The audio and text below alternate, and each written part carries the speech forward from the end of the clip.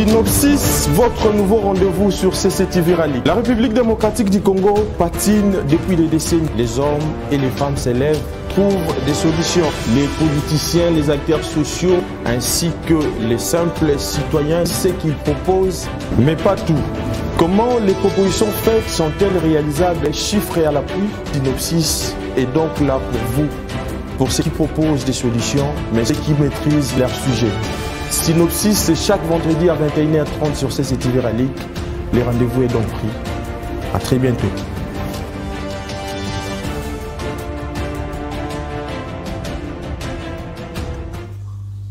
Mesdames et messieurs, bonsoir et bienvenue à votre magazine. La spiritualité comme facteur de développement d'un pays va constituer l'ossature de cette émission. Pour ce faire, Synopsis, où votre mission reçoit ce jour M. Norbert Yamba Yamba. Il est cadre de l'Union pour la démocratie et le progrès social, le président de la vision panafricaine. Avec lui, nous allons scruter à fond la réalité spirituelle, politique, économique pour qu'un pays puisse être développé. Bonsoir, M. Norbert Yamba Yamba. Bonsoir, monsieur. Votre interprétation par rapport au sujet. Mon interprétation par rapport au sujet c'est un sujet qui relève d'un questionnement permanent, parce qu'en réalité, rien n'a été créé dans ce monde sans l'esprit. Et la spiritualité vient de l'esprit. Il y a eu un esprit qui a produit une idée, et cette idée à créer ce que nous voyons dans la nature naturelle. Et donc, il ne peut pas y avoir changement de la société, progrès de la société, si l'esprit ne travaille pas, si l'esprit n'est pas mis en œuvre. Et c'est ça ce que nous appelons la spiritualité. Donc, on peut tout faire. On n'aura jamais le développement sans spiritualité. C'est-à-dire l'esprit de celui qui a créé le monde. Celui que nous appelons l'ancêtre des ancêtres, Dieu créateur. Et qui a légué cet esprit à toutes ces créatures. Et la créature qui a reçu le leadership, c'est l'homme. Et il a doté l'homme d'un esprit. Cet esprit qui joue le rôle d'une torche pour voir la nature naturelle, pour éclairer le milieu de vie, pour connaître les différentes créatures de ce milieu, de manière à profiter de ces créatures comme des opportunités nécessaires à transformer ce milieu. C'est ça l'esprit que Dieu a donné, et cet esprit part de génération en génération, sous forme de lois, de principes, de pratiques de la société. Et c'est vrai que quand vous me posez la question de savoir ce que je pense, certainement que la spiritualité marche de pair avec la religion. Et il y a beaucoup de religions, tout comme il y a beaucoup de spiritualité, mais pour les cas, par exemple, de notre pays ou de l'Afrique subsaharienne dans son ensemble, on a l'impression que la spiritualité n'a pas beaucoup servi. La spiritualité n'a pas servi à quelque chose. Pourquoi? Parce que les gens sont tout le temps dans la pauvreté. Or, l'esprit a été donné aux hommes pour avoir la capacité, n'est-ce pas, de transformation de leur environnement. Malheureusement, cet esprit n'est pas encore très opérationnel. C'est pourquoi vous voyez que notre spiritualité fait l'objet de beaucoup de doutes. Simplement parce que, bon, qu'est-ce qui explique qu'on a la spiritualité, on a des religions, on en compte plus de quarantaine de milliers. Mais malheureusement, c'est comme si on n'avait rien, c'est comme si on ne connaissait pas véritablement ce que nous devons faire. Donc mon interprétation par rapport à l'émission, c'est de dire, allons au fond, faisons une démonstration pour voir comment la spiritualité peut servir du développement, du progrès de notre société, parce que la pauvreté assiège plus de 96% de la population. Ce n'est pas correct. Très bien. Mais M. Norbert Yamba, je vous ai suivi dès le début, mais il est bien entendu que le pouvoir créateur de l'homme est lui-même soumis aujourd'hui à des lois multiples. Celles-ci rentrent dans l'économie du cosmos, affectent l'économie, la politique, les sociales, la religion, voire même, aussi bien dans leur genèse que dans leur développement, leur stabilisation et leur déclin. Vous ne voyez pas que c'est ce qui pose problème aujourd'hui? Mon ami Kabea, vous n'avez vraiment pas tort de réfléchir de cette manière-là. Mais là où je suis d'accord avec vous, c'est que la spiritualité, comme j'ai eu à le dire, sert de lampadaire, sert de torche,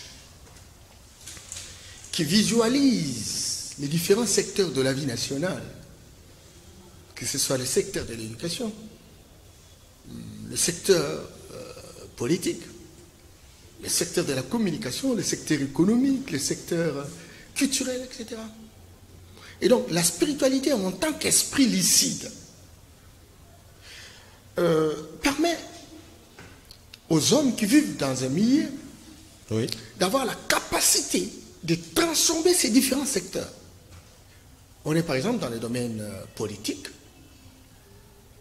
On sait que chaque société, tout au long de son parcours, a reçu mission d'organiser leur société de manière politique pour construire un leadership qui permet véritablement de faire avancer les choses. Et donc la spiritualité a donné un esprit clairvoyant, éclairé, pour organiser la société. Et organiser la société suppose avoir des principes qui se transmettent de génération en génération dans le cadre de l'organisation politique.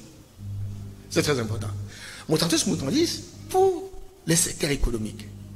Comment nos ancêtres ont vécu et qui ont réussi l'Esprit de Dieu et qui sont les dispositeurs de l'Esprit de Dieu, comment ils se sont organisés sur le plan économique pour permettre à toute la société de bien vivre. Parce que l'économie est l'ouvrière de l'homme. C'est la spiritualité. C'est cet esprit qui éclaire ce secteur et qui permet de rechercher non seulement des opportunités, mais des solutions correspondantes. La même chose sur le plan technologique. Simplement que Dieu nous a donné, par exemple, des ressources naturelles. Qu'est-ce nous dit la spiritualité dans le sens de la transformation de ces ressources naturelles? Vous avez par exemple des minéraux, vous avez par exemple la diversité biologique, etc. On fait comment pour que toutes ces ressources soient au service de l'homme? Or, les hommes augmentent au jour le jour. Il faut donc une technologie qui permet de produire, non seulement de produire, mais de transformer, de les rendre opérationnels pour avoir des richesses capables de satisfaire tout le monde. Mais là, il faut de la technologie. Et la spiritualité vous donne un esprit de lucidité pour inventer des technologies qui vous permettent, par exemple, de fabriquer des micros, caméras, la télé, tout, etc.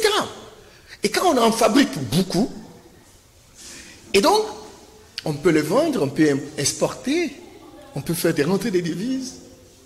Et c'est à cette occasion-là qu'on peut construire des routes, construire des écoles, des hôpitaux, chercher à avoir de l'alimentation confortable, avoir des logements sociaux, etc. Ce sont des affectations sociales. Parce qu'en réalité, le social, c'est ressources de l'économie. Or, l'économie doit être, il n'y a pas d'économie sans production. Et la production doit être le résultat des industries. Et les industries doivent être le résultat de la technologie. Et la technologie doit être le résultat du système éducatif. Et qui donne ça? C'est la spiritualité, l'esprit de Dieu. Kabea, je n'ai jamais cessé de le dire. Vous êtes dans nos villages Et puis bon, voilà, donc on vous dit que la malaria se soigne par son Congo Bololo. Qui a dit que la malaria se soigne par Congo Bololo? Ce sont des médecins. Même nos praticiens, ils connaissent un certain nombre de médicaments. Oui. Mais comment ils l'ont connu? C'est à travers des recherches peut-être. Ah ben non!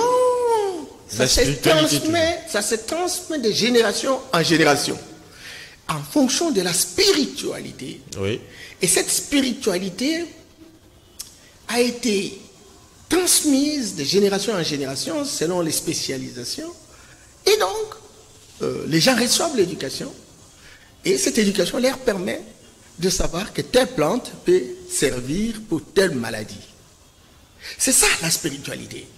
Malheureusement pour nous, Kabila, la religion qui marche de pair avec la spiritualité, cette religion qui n'était pas encore connue chez nous, or une religion c'est une organisation humaine, une religion n'est pas naturelle, la religion elle est une institution humaine créée par les hommes qui croient à une transcendance et qui pensent qu'ils doivent être en communion avec cette transcendance. Tandis que la spiritualité, elle est naturelle, parce qu'elle repose sur l'esprit de Dieu incarné dans un corps humain. Et cette spiritualité a été diabolisée par la religion importée, dite révélée, qui est venue chez nous. Les arabo-musulmans sont arrivés en Afrique depuis le 7e siècle. Ils ont vécu 14 siècles, 1400 ans. Et puis bon, le christianisme est arrivé avec la traite négrière, et vous savez à quelles conditions? C'était la contrainte pure et simple. Ça va faire 6 siècles. Où ils viennent, n'est-ce pas, avec une théorie qui permet de neutraliser notre spiritualité. Quelle est la théorie? Ça veut dire en fait que tout ce que vous faites, l'intelligence, la sagesse, les pratiques, les lois que vous avez reçues de génération en génération, toutes ces lois-là sont sataniques. Et le Satan a comme finalité d'être jeté dans l'enfer. Et donc, tout ce que vous faites, c'est diabolique. Il faut donc nous imiter. Imiter, nous, l'Occident, parce que nous sommes l'unité de mesure. Et on nous présente la photo de Dieu qui est blanc, le Fils de Dieu blanc, les anges blancs, etc. Et donc, comme ils sont blancs, et ils sont dans la filiation de Dieu. Et que nous qui sommes noirs, et on présente la photo, n'est-ce pas, du diable qui est noir, avec des cornes. Oui. Et vous avez vu comment ils ont même travaillé, même dans les films, vous voyez les films des années 80, du 10e siècle, 20e siècle, etc. Vous allez voir que le noir a comme rôle d'être sorcier, le noir a comme rôle d'être domestique, le noir a comme rôle d'être mieux, c'est être policier ou cuisinier, etc. Donc, une race inférieure. Et cela a été promotionné naturellement par quelqu'un comme le pape Nicolas V, qui a visiblement accéléré et promotionné la hiérarchisation. Je ne veux pas parler de Gobineau, lui aussi qui a parlé de la racialisation. Il y a une race supérieure, il y a une race inférieure, etc. Et la race inférieure, c'est celle qui est compatible aux effets sataniques. Alors, maintenant, c'est la race noire, bien entendu. Et puis bon, dans l'ère tactique, c'est de dire, mais ici, il y a trop de richesses. Regardez le Congo, notre pays, par exemple. 80% de réserves mondiales de coltan au Congo.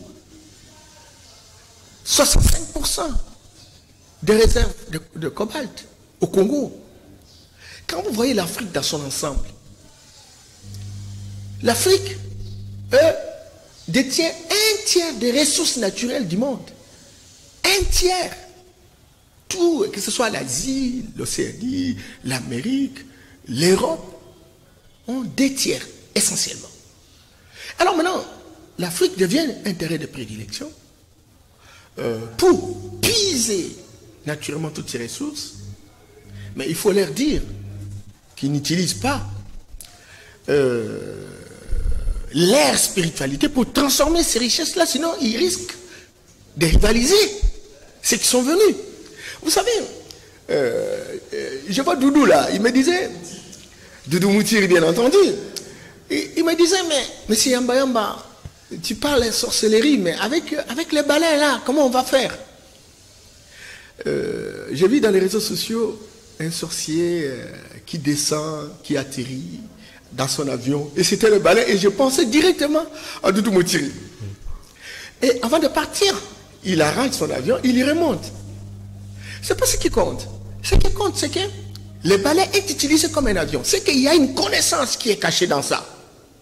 Oui. Et que cette connaissance cachée n'a pas été révélée, est devenue quelque chose considéré comme ténèbres qu'il ne faut pas mettre à la place publique à cause de l'évangile, à cause de la prédication de ceux qui sont venus. Parce qu'ils estiment que si on va analyser cette capacité de prendre le balai et de s'envoler avec le balai, quelle vitesse!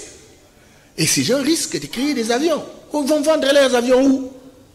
Ils vont vendre, je me suis beaucoup Kabea. Oui. Ils vont vendre les avions où?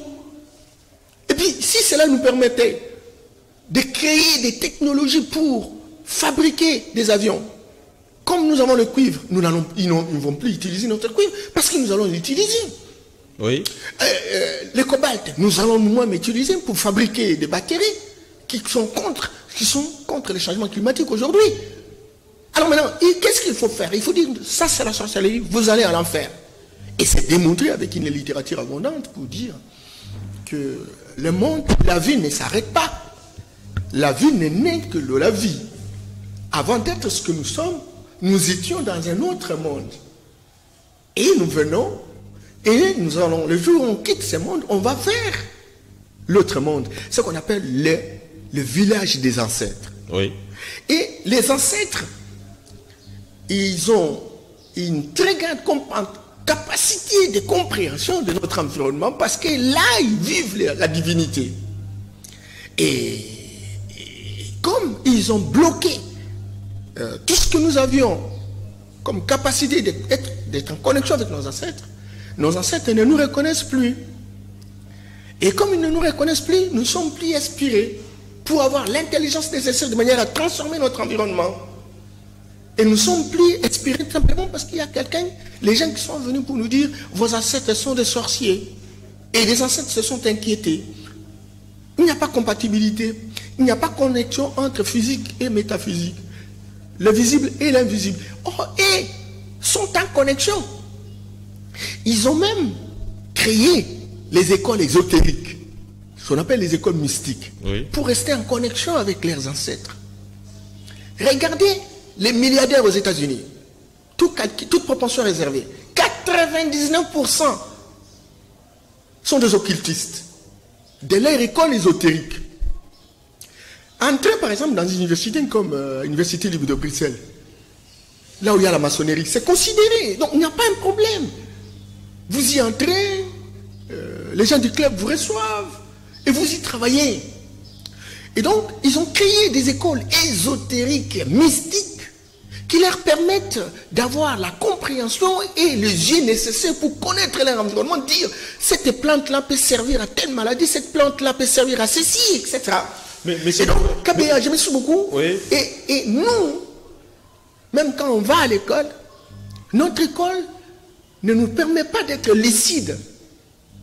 Leurs écoles, il y a 3 composantes dans la formation. La composante théorique, Oui. pratique et spirituelle. Oui. Mais notre école s'arrête à la théorie et à la pratique. Donc nous mémorisons.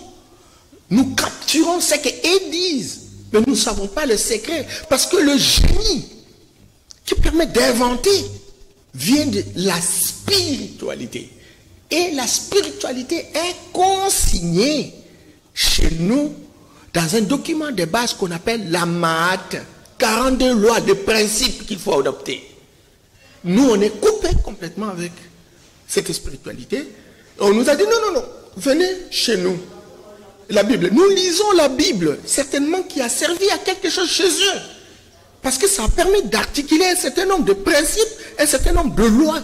Lorsque vous les observez, vous avez des résultats et c'est chez eux. Mais nous, même dans la manière où on prêche à l'église, et donc on vous dit, il faut respecter ceci, il faut respecter cela. On est tous des perroquins. Des répétiteurs. On ne ressent pas la subconscience agir. Et donc, la religion aujourd'hui est devenue un piège, est devenue un outil de manipulation et d'instrumentalisation d'un peuple dont on voudrait continuer à exploiter les richesses, les ressources naturelles. Voilà pourquoi, désormais, si à l'Occident, il y a la maçonnerie, il y a la Rose-Croix, il y a le Lions Club, chez les Asiatiques, vous avez le Maïkari, vous avez les Nkankar, vous avez chez les opériens, les Tempéliers, toutes ces écoles ésotériques, j'allais mystiques, leur permettent d'ouvrir le cerveau et de connaître leur société et de transformer leur société. Nous n'en avons pas. Très bien, M. Norbert Yamemba. Y a-t-il aujourd'hui nécessité d'avoir une religion nationale, nécessité également d'utiliser les mêmes méthodes que Rome utilisait à l'époque pour l'implantation, bien évidemment, de sa religion, notamment la violence, condamner les hérétiques, par exemple? Nous n'allons pas faire comme eux. Ils sont un peuple violent. Ce sont des lécodermes. Oui. Ils sont habitués à la violence. Et tous les fils d'Abraham sont violents. C'est comme ça qu'ils ne s'entendent pas entre eux. Il y a Ismaël qui s'est transformé à l'islam. Oui. Et Isaac s'est transformé au christianisme et au judaïsme. Ils ne s'entendent pas, les deux cousins. Et donc, c'est très clair que ils ont utilisé la violence, surtout lorsqu'ils se sont retrouvés en Afrique. Oui. Et comme ils ont utilisé la violence, parce qu'ils avaient des sacs, dans leurs sacs, Kabila, vous me suivez? Oui. Il y avait la Bible, Oui. il y avait les croix, il y avait les revolvers. Lorsqu'ils allaient de village en village, on vous imposait d'accepter le baptême Jésus-Christ comme le seul Dieu référentiel. Et ils ont tué plusieurs personnes. Vous savez, chez nous, à l'époque de l'Égypte antique, nous avions des architectes, nous avions des astrophysiciens, nous avions des astronomes, ceux qui voyageaient à l'espace, en vitesse de croisière. Nous avions des compteurs, nous avions des physiciens, nous avions des mathématiciens, nous avions des journalistes. Mais vous savez que tous ces gens ont été emportés soit dans les Caraïbes, soit aux États-Unis, etc. La plupart d'entre eux sont morts en cours de route. Madame Maryse, qui est la femme géographe, professeure d'université, la femme de Tchenkanta Diop, avait bien stigmatisé cette situation en disant qu'au XVe siècle, nous étions 800 millions. Et vous savez que l'Afrique n'était pas divisée. L'Afrique est divisée il n'y a pas longtemps, c'est à la conférence de Berlin, où on est aujourd'hui à 54 États. Mais là, nous étions un seul État. Nous étions 800 millions. Nous étions plus peuplés que la Chine, plus peuplés que l'Inde. Et donc... Et qu'est-ce qui explique cette situation? Eh bien voilà, on nous a dépeuplés par la déportation de 200 à 500 millions de personnes, jusqu'à ce que nous sommes restés moins peuplés que les autres continents, moins peuplés. Et puis bon, ils nous envoient, parce qu'ici, c'est le terrain de prédilection, un tiers des ressources naturelles sont là dans l'Afrique.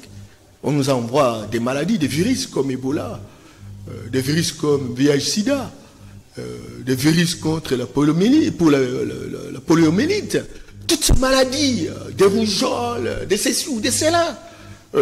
Aujourd'hui, ils ont même transformé leur capacité de nuisance par la création de vaccins. Non seulement ça tue, mais aussi ça leur permet de rapporter de l'argent, parce que lorsque le vaccin, c'est tout le monde qui reçoit, vous voyez combien de tonnes de doses, etc. Vous voyez. Et donc, excusez Kabila, c'est très important. Oui. Et donc, ils ont planifié la mort. Et cette mort a été planifiée à différents niveaux, avec des outils de pénétration et de domination, dont la religion. Et la religion est restée criminelle. Et puis, deuxièmement, c'est l'école, notre école ici. Notre école sert de fabrication, n'est-ce pas, des agents de publicité, de la suprématie blanche. Des répétiteurs. Et donc, des petits répétiteurs pour adorer les blancs. Des abrutis conventionnels. Les gens qui n'ont comme référentiel, oui. n'est-ce pas, le blanc, comme étant de génie, les unités de mesure. Et pourtant, à l'époque, les blancs venaient chez nous. Les premiers blancs qui sont arrivés en Afrique sont des Grecs. C'est pour un but précis. Et bien voilà, pour apprendre. Oui. C'est que nous avions la science. Nous avons de l'astrophysique. Et regardez comment on a construit les pyramides en Égypte. Pas l'Égypte avec les Arabes, etc. Parce que les Arabes ici sont venus, vous savez, l'Égypte antique. L'Égypte antique, oui. Qui était l'Afrique, on appelle ça Al-Boukalan. Ou le pays des Kamites, le pays des Noirs. Le concept Afrique, c'est un concept récent. En référence du nom d'un grec qui est venu s'installer et qui s'appelait l'Africanus. Et c'est sur base de ces Grecs-là qu'on a mis le nom d'Afrique. À ce moment-là, ils ont commencé. Pour construire l'Africanus. Bien entendu. Oui. Et donc, à toute sincérité, ils n'ont pas été gentils avec nous. Ils nous larguent sur les yeux la religion, qui nous fait peur avec l'enfer et la notion de paradis. Ils nous larguent une école où on fabrique des abrutis fondationnels. Des gens sans fondation, sans racines, les gens qui n'ont aucune référence, ces gens, aucune particularité, aucune spécificité. Et puis ils nous larguent le système politique, un système politique qui, du reste, n'est même pas en relation avec le système qui a régi nos ancêtres, etc. Mais nous sommes court-circuités, je m'excuse. Oui. Nous sommes court-circuités. Et tous ces trois éléments de pénétration sont activés par des outils. D'abord les médias. Regardez comment nous-mêmes nos filles commencent à ne pas se gêner devant les gens, à sortir avec des sous-vêtements, même devant leurs parents. Tu t'imagines? Ça, c'est la télévision. Et les médias, mondiale. Bien entendu, pour nous dire, faites comme nous. Oui. Faites comme nous. Nous sommes les références. Nous sommes plus proches de Dieu. Vous ne connaissez pas Dieu, vous êtes des satans. Nous vous convertissons. Je me suis beaucoup. Et les médias ont comme rôle de changer nos attitudes, notre comportement, notre état d'esprit. Et dans tous nos pays, Kabeya, regardez dans les aéroports, des grands panneaux, RFI, en Afrique francophone. Oui. Vous allez voir, France 24. Mais vous ne voyez pas RTNC. Les instruments de domination. Et voilà, donc ce sont ces instruments-là. Et vous savez, quand CCTV donne une information, tout le monde aura le doute. Oui. Mais quand c'est RFI qui donne, tout le monde dit, mais tiens, c'est la vérité. Parce que c'est RFI qui en a parlé. Cette attitude qui construit pour nous une seconde nature, où nous devenons comme des bébés sous biberon, cette attitude a été mijotée, calculée, et se base d'une stratégie criminelle de celui qui dit qu'il se ressemble à Dieu, dont on ne connaît pas le photographe qui est allé prendre la photo de Dieu pour dire qu'il est blanc. Vous voyez, donc c'est cela. Et donc Kabeya, aujourd'hui, nous devons nous battre tous comme un seul homme pour réhabiliter notre spiritualité. Regardez, dans nos villages, vous allez voir ce qu'on appelle des cases, ce qu'on appelle les basins communautaires à l'est. Mais dans beaucoup de villages, il y a des cases où les gens viennent palabrer, etc. Mais c'est là que se passent les initiations. Ça se passe là-bas. Mais ici, quand vous faites une initiation, tout de suite, vous êtes considéré comme un diable, vous êtes considéré comme un sorcier. Mais c'est donc voilà. Il faut réhabiliter notre spiritualité, bien évidemment. Mais il y a également un certain nombre de préalables à remplir pour que cette spiritualité soit effective, notamment l'amour. Mais ce qu'on voit, c'est le manque d'unité. Et puis, dans nos sociétés, le fait social aujourd'hui paraît avoir succombé au phénomène de la division. la conscience, c'est presque exclusivement limité au niveau des tribus et des clans, au détriment des multiples royaumes et empires ayant jadis existé dans notre pays. C'est ce qui pose aussi problème aujourd'hui. Ce manque d'unité, cette division qui fait que réellement cette spiritualité ne soit pas effective. Vous savez, Kabeya, la question que vous posez, elle est très pertinente. Manque d'unité, un bon diagnostic. Et pourquoi il n'y a pas d'unité? Il y a une théorie en sociologie qu'on appelle la théorie d'atomisation sociale. La théorie d'atomisation sociale, Kabeya, porte sur le principe de diviser pour mieux régner. Je vous ai dit que l'Afrique était unique. Oui. Il y a eu des empires, des royaumes, etc. Et tous nous cohabitions. Nous ne savions pas ce que c'est le tribalisme à l'époque. Nous étions ensemble. Il y a plus de ressemblances que des semblances. Vous êtes chez les Ngala, chez les Baluba, chez les Bakongo, je ne sais pas, chez les... On a des ressemblances. Nous avons des ressemblances. Il n'y avait pas de tribalisme. Mais ils ont amené dans leur stratégie des éléments de division. D'abord par la religion. Tel se réclame musulman. L'autre se réclame chrétien. L'autre bouddhiste. L'autre hindouiste. L'autre... Non, vous êtes de l'église noire. Il y a une confrontation, Kabeya. On ne peut pas s'entendre. On ne peut pas s'entendre parce que nous avons des idéologies. Or, on parle des mêmes dieux. Mais on se divise. Et on ne sait pas s'entendre. C'est la première chose. Deuxième chose, la classe politique.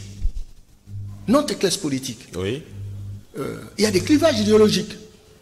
Il y a ces deux gens qui se réclament des libéraux, qui ne comprennent pas suffisamment ce que c'est libéraux, quoi, en fait. Mais qui se réclament libéraux parce qu'ils ont des partenaires. Ils sont dans un cordon ombilical. Et les autres se réclament des socialistes.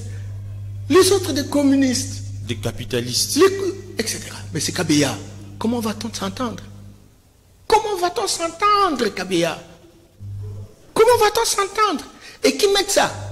Il dit, ah non, vous êtes socialiste, vous êtes des partis politiques chrétiens, d'obédience chrétienne, allez, venez, on vous finance. Vous êtes écologiste, allez, venez, on vous finance. Entre-temps, nous, on se bat, on s'entretue, on veut se positionner. Kabeya, allez à l'université, là où il y a la lumière, là où les gens doivent avoir des grandes idées. Kabeya, est-ce que vous me suivez? Oui. Mais allez à l'université. Et non. Ça, c'est les gens qui suivent, je ne sais pas, Karl Marx, les marxistes. Et les gens, il y en a des gens qui sont même très contents. Je ne suis pas marxiste, mais je suis marxisant. Il n'a pas honte. Et panafricaniste. Et puis, là, c'est normal.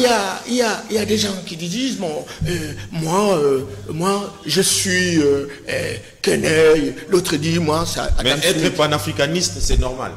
Je suis africain. C'est ça ce que ça veut dire. Adam Smith a réfléchi. Pour sa société. Mais il y a des blancs qui prétendent être des panafricanistes. Non, ce sont des africanistes. Ils ne sont pas des panafricanistes. Ce sont des africanistes. Ils disent, ils étudient l'Afrique. Ils deviennent des spécialistes de l'Afrique. Or, ils ne le sont pas. Quand ils viennent chez moi, moi je dis, tu es spécialiste de l'Afrique? Parle mon dialecte. Je lui parle. Il ne le saura pas. Je suis spécialiste des questions congolaises. Arrêtez des conneries.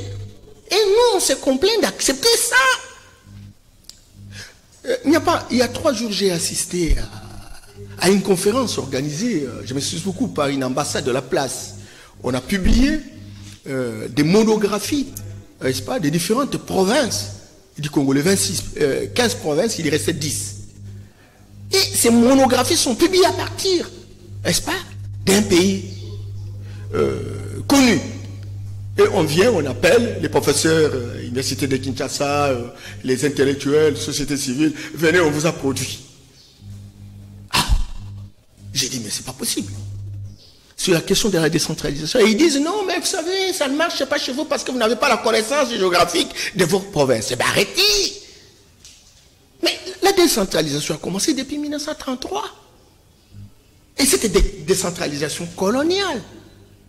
En 1960, c'est toujours la décentralisation coloniale. Jusqu'à aujourd'hui, la constitution que nous utilisons, elle est fondamentalement coloniale parce qu'elle s'inspire des droits gréco-romains. Est-ce que c'est parce que nous ne connaissons pas nos provinces que la situation ne change pas? Ou il y a autre chose? Kabeya, je l'ai dit. Oui. Il y a autre chose. Laquelle? C'est votre décentralisation, ce n'est pas notre décentralisation.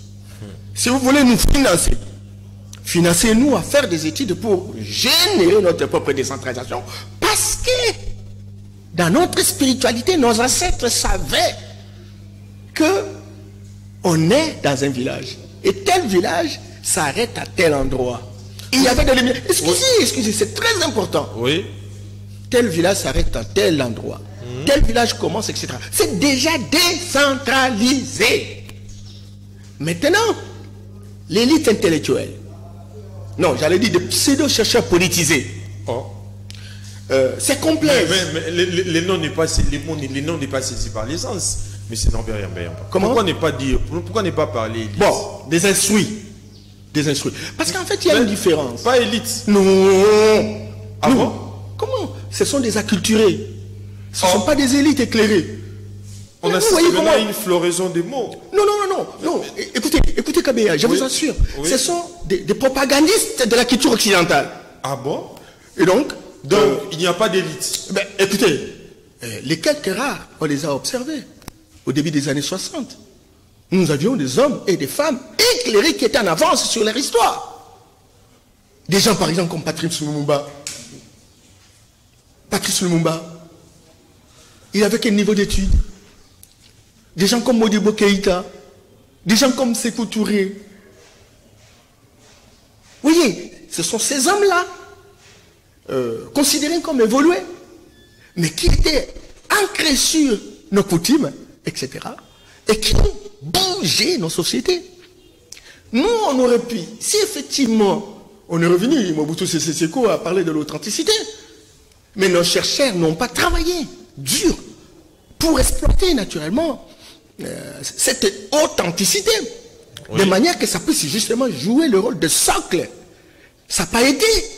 Et donc on est retombé. Nous tous, nous l'avons même combattu. Lorsqu'il dit, mais il faut que nous ayons notre propre habillement. Il faut que nous ayons nos propres noms. Tous, en tout cas même, y compris moi-même, le jour du déclenchement du processus de démocratisation, le 24 avril, moi je m'appelais Yamba Yamba Shukoto Kodampen Nangongo Tete. Et ce jour-là, j'ai remis les noms de Norbert Yamba Yamba. Et vous savez, oui. Nous mourons parce que nous ne connaissons pas la réalité. Kabeya. Vous savez que depuis la naissance de Jésus, l'an 0, on a fait 1000 ans. Il n'y avait pas de nom des saints pour qu'on dise Edi Kabeya, Edi, ou Norbert, ou Joseph, ou Marie-Hélène. Il n'y en avait pas 1000 ans. L'église catholique s'est organisée pour déclarer certains d'entre eux des saints. Et c'est à ce moment-là qu'on a dit, si on vous baptise, il faut prendre le nom des saints. Et chez nous, les saints, ils sont où? Les saints, ils sont où? Vous savez, Kabeya, le nom de la personne, c'est la transmission de l'identité culturelle de cette personne. Perdre le nom suppose perdre l'identité. Oui. La spiritualité authentique. Kabeya, le nom, c'est l'âme de la culture, l'âme de ton identité. Kabeya, regardez, on ne veut même pas que nous puissions parler nos langues. Kabeya, regardez même à Kinshasa. Dans 50 ans, Kabeya, il n'y aura plus personne qui va parler nos langues. Il n'y aura plus personne, Kabeya. On sera des éléments de substitution. On est en disparition. Si on n'arrête pas ce processus. Kabeya, dis-moi. Parce que tout le monde ne veut pas. Parce que c'est gênant de parler sa propre langue. Regardez vous qui avez les lunettes, les cravates, etc. Vos enfants, vous les entraînez. Certainement qu'il y a des rares, les Tchilouba, les Balouba qui font parler leurs enfants. Oui. Mais écoutez, dans 50 ans, si tout le monde veut que son enfant parle anglais, veut que son enfant parle français, qui vont rester parler? Kabeya, je suis allé aux élections de 2018. Dans mon village, et je termine. Oui. Il y avait des tambourinaires. Les gens qui, chaque fois que quelqu'un est mort, ils transmettent le message par les Lokombé, Kabea. Il n'y a plus personne, Kabea. Tout le monde veut vivre en occidental, Kabea. Donc, à vous entendre parler, la société congolaise est en disparition. À la volo. Mais en disparition. Oui. Il n'y a pas que le Congo, c'est l'Afrique subsaharienne, toute l'Afrique noire. Mais c'est normal, puisque nous parlons de la spiritualité, nous attendons déjà vers la fin de cette émission. Est-ce qu'on ne peut pas dissocier? Parce qu'aujourd'hui, la spiritualité, en tant que force politique, change des contenus. Pourquoi? Parce que celui-ci devient en somme plus civique que religieux. Au lieu de libérer l'homme, cette spiritualité a servi l'homme. Non, ce n'est pas la spiritualité qui a servi l'homme. La spiritualité est naturelle. Elle va de génération en génération. Ce qui a servi l'homme, c'est l'organisation de l'homme. L'organisation de l'homme, c'est la religion. Ce que nous voyons, vous voyez, dans les églises, le pasteur, l'équipe dirigeante, etc., qui ont trouvé un refuge. Allez même dans les ambassades. Prenons les cas. Un exemple simple, M. Norbert Yambert. Vous avez évoqué un certain nombre de notions sur l'enfer, bien évidemment, oui, sur le paradis. Vous savez qu'il y a une religion dite révélée qui apporte bien évidemment la spiritualité, qui stipule que lorsque la Bible parle de l'enfer éternel, il n'existait pas un enfer éternel. Parce que ce qui est éternel n'a ni commencement ni fin. Alors que l'enfer a été créé pour le méchant. Le paradis, aujourd'hui, ça nous sert de préparation. Parce qu'il y a un événement qui se profile à l'horizon, qui est la venue imminente du Seigneur Jésus-Christ, où tout le monde doit se préparer avant d'y entrer, avant d'y adhérer. Vous voyez? Mais maintenant, au cas contraire, M. Norbert Yambert, vous ne voyez pas que si cette réalité n'est pas bien enseignée, cela a servi l'homme. Bien entendu. Et ça nous a été mal enseigné. Parce que la spiritualité, elle est naturelle. Elle est même universelle. Mais oui, compartimentée dans chaque espace. Regardez comment les amis chinois, Kabea, ils ont fait quoi? Kabea, ils ont fait quoi? Ils se sont organisés. Ils ont estimé que, de la même manière qu'on a été en Afrique, oui, pour enseigner le diable, compagnie, etc., ils ont voulu faire le monde entier. Ils sont allés en Chine. Et en Chine, ils avaient, à l'époque, c'était des disettes, hein, il y avait la famine et compagnie, etc.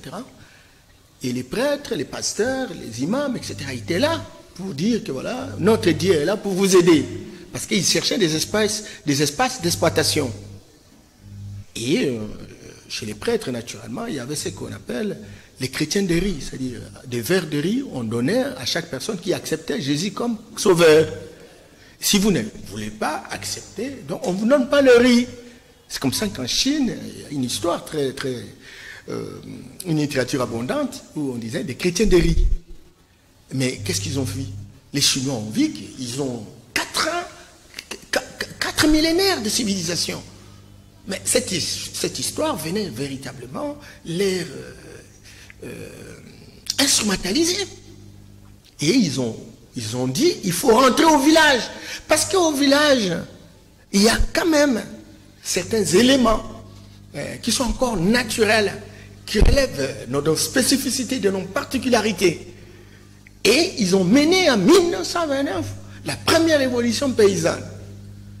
Où ils ont dit, c'est au village qui est dépositaire de nos valeurs. Retournons au village. Au lieu de faire l'exode rural, et faisons l'exode urbain, c'est là qu'on va côtoyer naturellement le village et nos valeurs.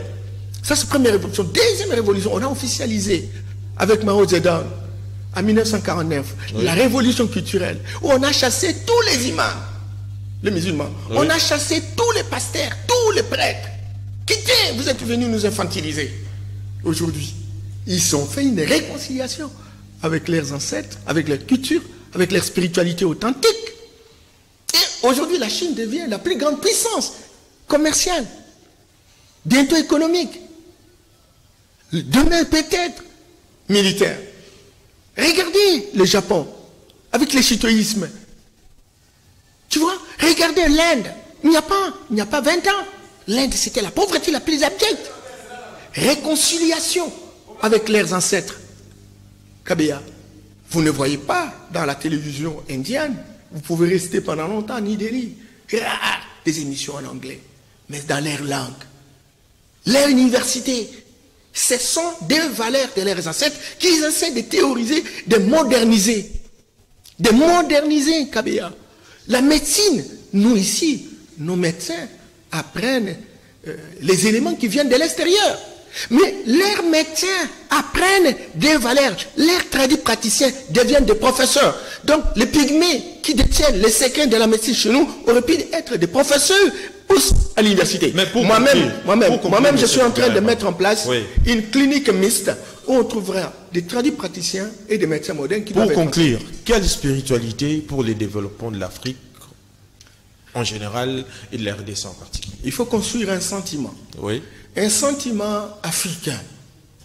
C'est très important. Ce sentiment africain va être accompagné des institutions et ensemble, on va construire une nation africaine. Et cette nation africaine devrait être sanctionnée par un État africain. Cet État africain va permettre à ce que l'on puisse convoquer les plus grands congrès. On va honorer, comme au Conseil de Nice, notre constaté les grands, qu'il soit panafricaniste.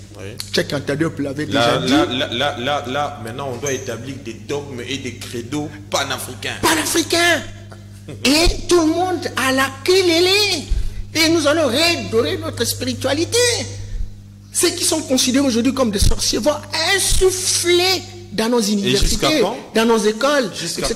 Mais pourquoi? Et ça fait combien de temps nous parlons de ces choses? Tu vois comment je m'époumonne? Je suis en train de transpirer pour ça.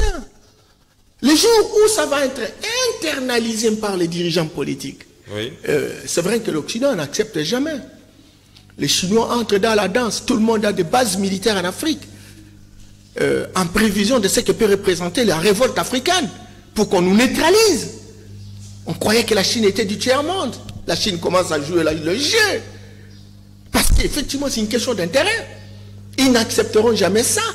Les quelques rares personnes qui se sont mobilisées autour de ça, comme Lumumba, comme Kwame Nkrumah, comme Sékou Touré, comme Modibo Keïta, tous, Thomas Sankara, récemment le colonel Kadhafi, les quelques rares cas, Laurent Gbagbo, vous avez vu ce qui s'est passé. Mais nous voulons aujourd'hui populariser cela. Parce qu'il le faisait individuellement. Aujourd'hui, il faut que les messages arrivent en destination. Et vous avez dans notre pays, par exemple, et c'est là que je salue naturellement le travail assez énorme que réalise Samuel Massamboukiti dans le cadre de la connaissance de notre histoire, la connaissance de notre Bible qui est la Mahat, et la connaissance des motivations de la Bible fondamentalement occidentale. Voilà. Et donc, si nous pouvons avoir, effectivement, lui, il est là, encore qu'ils s'entendent, parce qu'ils sont nombreux, les Papankousso, les Tchikeva, etc., ensemble, et puis qu'on négocie aussi avec les églises dites importantes. Non, moi je suis pas prêtre, mais je suis chercheur de la question. Ensemble, nous pouvons véritablement tenir la torche, éclairer l'avenir, construire une dynamique qui permet de généraliser la situation en Afrique subsaharienne. Si nous ne le faisons pas, jamais, je dis jamais, entre guillemets, rien n'arrivera pour résoudre le problème. Parce que déjà, en 2050, on sera dans 220 millions. En 2100, on sera 400 millions. Et l'Afrique aura 4 milliards et demi de personnes. 2 personnes sur 4 seront africaines. Et vous allez nourrir comment? Si vous n'avez pas une spiritualité qui vous permet d'inventer et de produire des richesses, et que ces richesses soient répercutées dans les différents secteurs de la vie nationale. S'il n'y en a pas, il n'y aura jamais de développement. Il faut réhabiliter la spiritualité authentique. Et cette réhabilitation est possible avec la création de nos écoles ésotériques et mystiques. Très bien. Comprenez, chers téléspectateurs, ici, ce n'est pas un débat. Cette émission est une émission hautement pédagogique. Celle d'expliquer à la population l'essence et voire même l'éthique de leur développement. Donc, si M. Norbert Yamamba prend beaucoup de temps, c'est pour intérioriser au commun des mortels, à la population, au public qui nous suivent, cette réalité qui, du reste, n'est pas enseignée partout pour que le développement de la République démocratique du Congo et de l'Afrique soit effectif. C'est par ici que nous mettons un terme à cette émission. On se retrouve le vendredi prochain avec, bien évidemment, notre invité. Et d'ici là, portez-vous bien et bonne suite des programmes sur Canal Congo Télévision.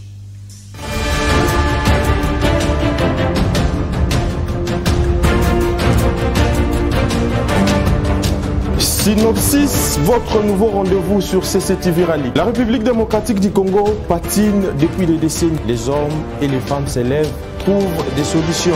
Les politiciens, les acteurs sociaux, ainsi que les simples citoyens, ce qu'ils proposent, mais pas tout. Comment les propositions faites sont-elles réalisables, chiffrées à l'appui? Synopsis est donc là pour vous, pour ceux qui proposent des solutions, mais ceux qui maîtrisent leur sujet. Synopsis, c'est chaque vendredi à 21h30 sur CCTV Rally. Les rendez-vous est donc pris. À très bientôt.